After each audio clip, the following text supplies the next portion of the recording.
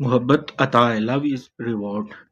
سب سے پہلے سمجھنے کی بات جو ہے وہ یہ ہے کہ محبت انسان کی اپنی نہیں ہوتی، یہ دلوں میں ڈالی جاتی ہے۔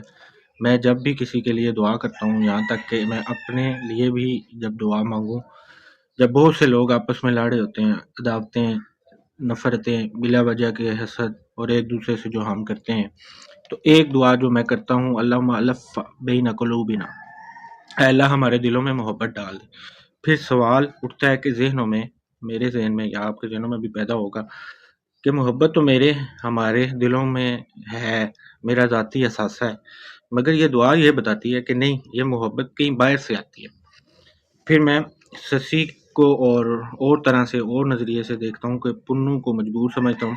جب محبت ان کی ہماری کوئی شے ہی نہیں تھی، ایسا غلبہ حال ڈالا گیا ان پر کہ وہ گزر گئے، وہ ایک دوسرے کی خاطر مر گئے۔ تو یہ جو محبت، اللہم الف بینا قلوبنا و اہدنا و اصلح ذات بینا، اے اللہ ہمارے دلوں میں محبت ڈال دے، ہمارے دلوں کی اصلاح کر دے۔ یہ ضروری ہے کہ ہم اگلے جملے بھی پڑھیں، یہ بھی ضروری ہے نہیں کہ اللہ جب دلوں میں محبت ڈالے گا وہ ساری کنسٹرکٹیو ہوگی، وہ ڈسٹرکٹیو بھی ہو سکتی ہے۔ اس لیے یہ دعا پوری پڑھنی چاہیے، یعنی اے اللہ ہماری اصلاح کر دے، وَإِهْدِنَا سُبُلَ السَّلَام، ہماری ذاتوں کو بھی بہت ضروری ہے کہ ہماری ذات کی بھی اصلاح کرے۔ یہ دعا ہم نے پوری پڑھنی ہے۔ میں ذیشان مجاہد، اگر پیغام اچھا لگے سبسکرائب اور شیئر کریں۔ السلام علیکم۔